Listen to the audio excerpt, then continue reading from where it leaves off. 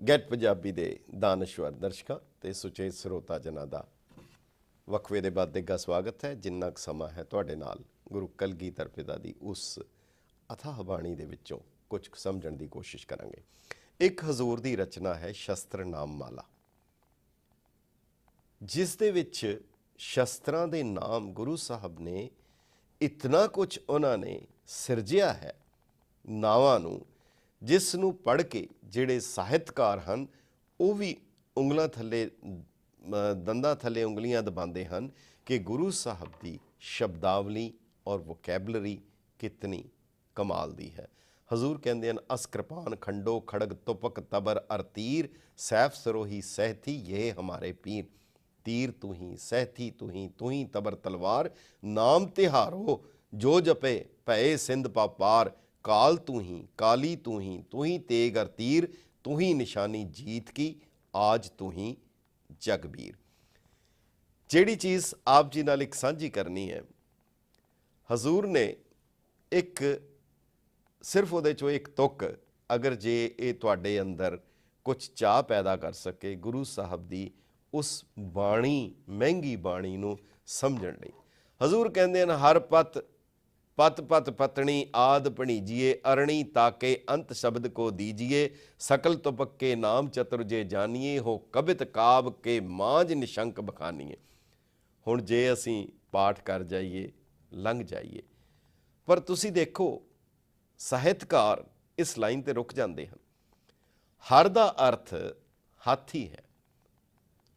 ਹਰੀ ਪਤ, ਹਰ ਦਾ ਪਤੀ, ਹਰੀ ਹਾਥੀਆਂ ਦਾ ਮਾਲਕ, ਹਾਥੀਆਂ ਦਾ ਸਭ ਤੋਂ ਵੱਡਾ ਹਾਥੀ ਐਰਾਵਤ ਹੈ।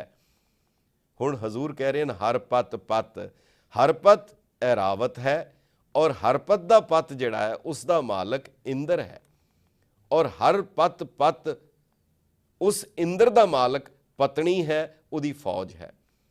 ਔਰ ਫਿਰ ਅਗਲਾ ਲਫ਼ਜ਼ ਹੈ, ਹਰ ਪਤ ਪਤ ਪਤਨੀ ਅਰਣੀ, ਔਰ ਉਸ ਫੌਜ ਦਾ ਨਾਸ਼ ਕਰਨ ਵਾਲੀ ਜੋ ਚੀਜ਼ ਹੈ ਉਸ ਨੂੰ ਤੋਪ ਕਹਿੰਦੇ ਹਨ। ਹਜ਼ੂਰ ਕਹਿੰਦੇ ਹਨ, ਤੋਪ ਨਾ ਕਹੋ, ਇਸ ਨੂੰ ਤੁਸੀਂ ਕਹੋ ਹਰ ਪਤ ਪਤ ਪਤ ਪਤਣੀ ਆਦ ਬਣੀਜੀਏ, ਅਰਣੀ ਤਾਕੇ ਅੰਤ ਸ਼ਬਦ ਕੋ ਦੀਜੀਏ, ਸਕਲ ਤੁਬਕ ਕੇ ਨਾਮ ਚਤੁਰ ਜੇ ਜਾਨੀਏ, ਹੋ ਕਬਿਤ ਕਾਬ ਕੇ ਮਾਝ ਨਿਸ਼ੰਕ ਬਖਾਨੀ। ਕਿਤਨੀ ਕਮਾਲ ਦੀ ਗੁਰੂ ਸਾਹਿਬ ਦੀ ਜਿਹੜੀ ਸਾਹਿਤਿਕ ਰਚਨਾ ਦਾ ਸਾਰੇ ਦਾ ਸਾਰਾ ਸ਼ਸਤਰ ਨਾਮ ਮਾਲਾ, ਉਹਨਾਂ ਨੇ ਤਲਵਾਰ ਦੇ 100 ਨਾਂ ਲਿਖੇ ਹਨ, ਤੋਪ ਦੇ 100 ਨਾਂ ਲਿਖੇ। ਕਦੀ ਅਸੀਂ ਸਮਝਣ ਦੀ ਕੋਸ਼ਿਸ਼ ਕਰੀਏ ਕਿੰਨੀ ਕਮਾਲ ਦੀ ਹੈ। ਸਭ ਤੋਂ ਵੱਡੀ ਗੱਲ, ਹਜ਼ੂਰ ਨੇ ਸਿੱਖ ਲਫ਼ਜ਼ ਵਰਤਿਆ ਜਿਹੜਾ ਪੁਰਾਤਨ ਭਾਰਤੀ ਸੰਸਕ੍ਰਿਤੀ ਵਿੱਚ ਨਹੀਂ ਵਰਤਿਆ ਜਾਂਦਾ ਸੀ, ਮਗਰ ਗੁਰੂ ਸਾਹਿਬ ਵਰਤ ਰਹੇ ਹਨ।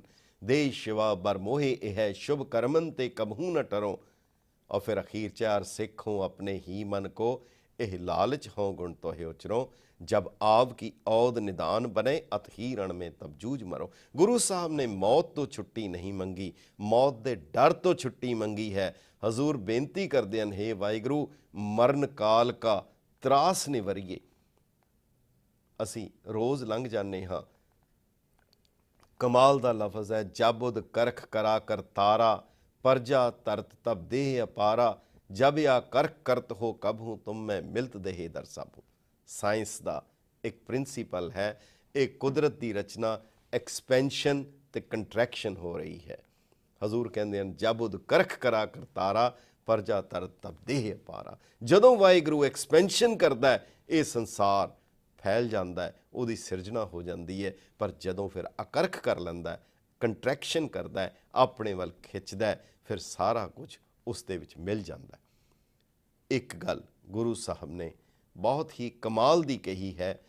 वो कहते हैं, कृष्णा अवतार लिखिया, बहुत विस्तार सहित लिखिया, युद्ध वर्णन बहुत सोहना कीता, पर नाल ही उस दे विच कह दिता, दसम कथा भगवत की भाखा करी बनाए, अवर वासना नाहे प्रभ धर्म युद्ध को चाहे।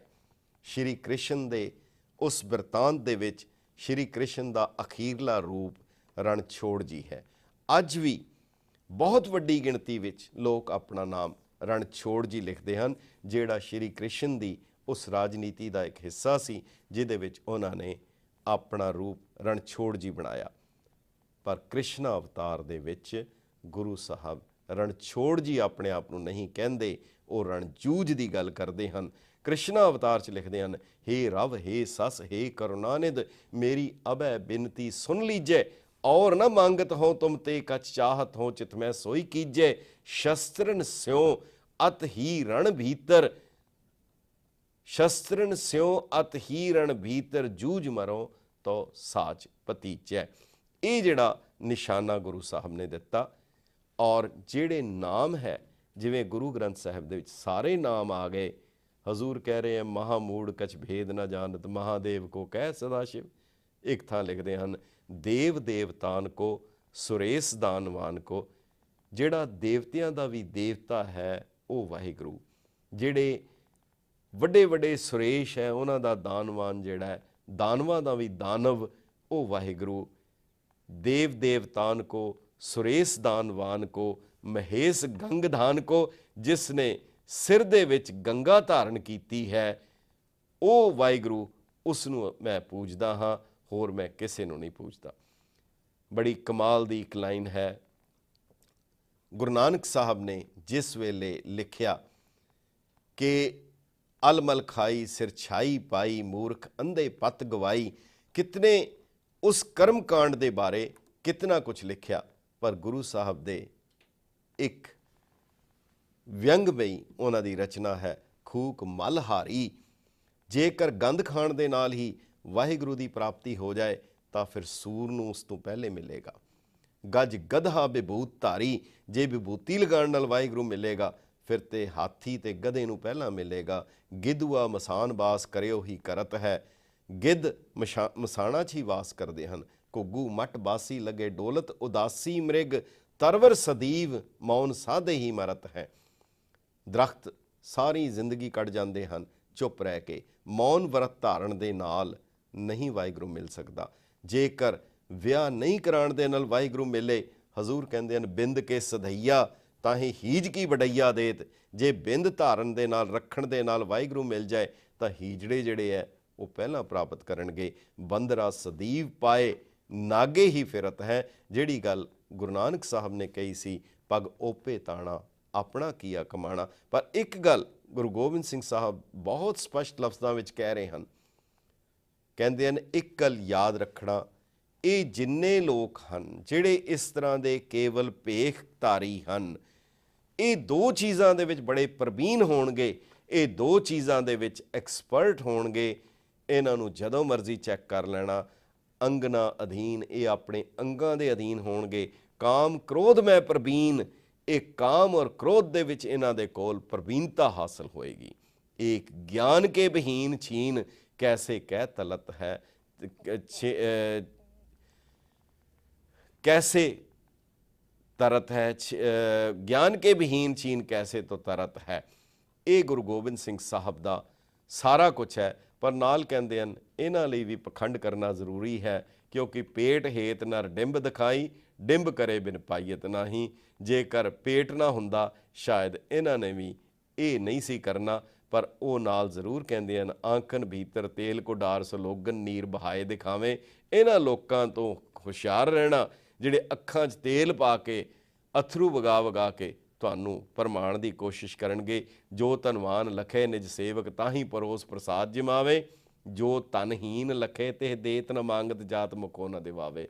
ਲੂਟਤ ਹੈ ਪਸੂ ਲੋਗਨ ਕੋ, ਕਬਹੂ ਨ ਪਰਮੇਸ਼ਰ ਕੇ ਗੁਣ ਗਾਵੇ। ਔਰ ਅਖੀਰ ਦੇ ਵਿੱਚ ਇੱਕ ਗੱਲ ਕਹਿਣੀ ਬਣਦੀ ਹੈ, ਹਜ਼ੂਰ ਨੇ ਆਚਰਣ ਦੀ ਉੱਚਤਾ ਨੂੰ ਕਿਤਨੀ ਉਚਾਈਆਂ ਦਿੱਤੀਆਂ। ਸਤਿਗੁਰ ਸੱਚੇ ਪਾਤਸ਼ਾਹ ਕਹਿੰਦੇ ਹੈ, ਏਕ ਮਦੀ ਨਸ਼ੇ ਕਰਨ ਵਾਲਾ ਹੋਏ, ਦੂਜੇ ਤਰਨ ਜਵਾਨੀ ਹੋਏ, ਤੀਜੇ ਅਤ ਤਨ ਤਾਮ, ਬਹੁਤ ਧਨ ਤਾਮ ਹੋਏ, ਕਰ ਕਾਟ ਚੰਗਾ ਹੋਏ, ਪਾਪ ਕਰੇ ਬਿਨ ਕਿਉਂ ਬਚੇ, ਬਚੇ ਬਚਾਵੇ ਰਾਮ। ਇੱਕ ਜਗ੍ਹਾ ਹੋਰ ਲਿਖਦੇ ਹਨ, ਬਿੱਛੂ ਬਿਸੀਅਰ ਬੇਸਵਾ, ਕਹੋ ਕਵਨ ਕੇ ਮੀਤ। ਇਹ ਠੂਆਂ, ਸੱਪ ਤੇ ਵੇਸ਼ਿਆ ਇਹ ਕਦੇ ਕਿਸੇ ਦੇ ਮਿੱਤਰ ਨਹੀਂ ਹੋ ਸਕਦੇ। ਰੀਤ ਨਾ ਜਾਣਤ ਪ੍ਰੀਤ ਕੀ, ਪੈਸਨ ਕੀ ਪ੍ਰਤੀਤ। ਔਰ ਕਿਤਨਾ ਸਾਫ਼ ਲਫ਼ਜ਼ਾਂ ਦੇ ਵਿੱਚ ਉਪਦੇਸ਼ ਦਿੰਦੇ ਹਨ ਕਿ ਨਿਜਦਾਰੀ ਕੇ ਸਾਥ ਨੇਹ ਤੁਮ ਨਿਤ ਵਡਈਓ, ਪਰ ਨਾਰੀ ਕੀ ਸੇਜ ਭੂਲ ਸੁਪਨੇ ਹੂ ਨਾ ਜਈਓ। ਔਰ ਨਾਲ ਇੱਕ ਜਗ੍ਹਾ ਕਹਿੰਦੇ ਹਨ ਕਿ ਜੇ ਕਿਸੇ ਨੂੰ ਕੁੱਤੇ ਦੀ ਮੌਤ ਮਰਨ ਦਾ ਸ਼ੌਕ ਹੋਏ, ਫਿਰ ਪਰ ਨਾਰੀ ਦੇ ਇਸ ਜੰਜਾਲ ਦੇ ਵਿੱਚ ਆ ਜਾਏ। ਪਰ ਨਾਰੀ ਸਿਓ ਨੇ ਛੁਰੀ पैनी कर जानो, पर नारी के भजे काल व्यापो तन मानो। अदक हरीफी जान भोग परत्रिय जो करही, हो अंत स्वान की मृत, कुत्ते दी मौत हाथ लेंडी के मरही। सो गुरु गोबिंद सिंह साहब दे ਕਿਸੇ ਵੀ ਇੱਕ ਪੱਖ ਨੂੰ ਲੈ ਲਓ, ਕਿਸੇ ਵੀ ਇੱਕ ਪੱਖ ਨੂੰ ਲੈ ਲਓ, ਉਹਦੇ 'ਚ ਤੁਹਾਨੂੰ ਇੰਨੀਆਂ ਉਚਾਈਆਂ ਮਿਲਣਗੀਆਂ। ਗੁਰੂ ਸਾਹਿਬ ਦਾ ਕੇਵਲ ਇਹ ਨਹੀਂ ਕਿ ਉਹਨਾਂ ਦਾ ਜੰਗਾਂ ਯੁੱਧਾਂ ਦਾ, ਬਲਕਿ ਉਸ ਤੋਂ ਬਾਅਦ ਉਹਨਾਂ ਨੇ ਜੋ ਵਕਤ ਦੀ ਹਕੂਮਤ ਨੂੰ ਵੀ ਜੋ ਉਪਦੇਸ਼ ਦਿੱਤਾ, ਗੁਰੂ ਗੋਬਿੰਦ ਸਿੰਘ ਸਾਹਿਬ ਨੇ ਬਾਕੀਆਂ ਨੂੰ ਵੀ ਜੋ ਉਪਦੇਸ਼ ਦਿੱਤਾ, ਉਹ ਸ਼ਾਇਦ ਦੁਨੀਆ ਦੇ ਇਤਿਹਾਸ ਦੇ ਵਿੱਚ ਕਿਸੇ ਰਹਿਬਰ ਨੇ, ਕਿਸੇ ਮੁਰਸ਼ਦ ਨੇ, ਕਿਸੇ ਹੋਰ ਅਵਤਾਰੀ ਪੁਰਸ਼ ਨੇ ਇਤਨੇ ਸਾਫ਼ ਲਫ਼ਜ਼ਾਂ ਦੇ ਵਿੱਚ ਆਪਣੇ ਉਸ ਆਸ਼ੇ ਇਸ਼ਟ ਉਪਾਸ਼ਨਾ ਨੂੰ ਨਹੀਂ ਸਪਸ਼ਟ ਕੀਤਾ। ਬੜਾ ਹੀ ਔਖਾ ਸਬਜੈਕਟ ਹੈ, ਪਰ ਤੁਹਾਡੇ ਨਾਲ ਕੁਝ ਸਾਂਝੇ ਕਰਨ ਦੀ ਕੋਸ਼ਿਸ਼ ਕੀਤੀ ਹੈ, ਹਿੰਮਤ ਕੀਤੀ ਹੈ। ਅਗਰ ਕੋਈ ਬੋਲਦਿਆਂ ਕੋਈ ਵੀ ਗਲਤੀ ਹੋਏ, ਖਿਮਾ ਦੇ ਜਾਚਕ ਹਾਂ, ਪਰ ਤੁਸੀਂ ਸਾਨੂੰ ਈਮੇਲ ਜ਼ਰੂਰ ਕਰੋ lamba@getpunjabi.tv। ਇੱਕ ਹੋਰ ਪ੍ਰੋਗਰਾਮ ਲੈ ਕੇ ਮੁੜ ਹਾਜ਼ਰ ਹੋਵਾਂਗੇ। ਤਦ ਤੱਕ ਇਜਾਜ਼ਤ ਦਿਓ। ਵਾਹਿਗੁਰੂ ਜੀ ਕਾ ਖਾਲਸਾ, ਵਾਹਿਗੁਰੂ ਜੀ ਕੀ ਫਤਿਹ।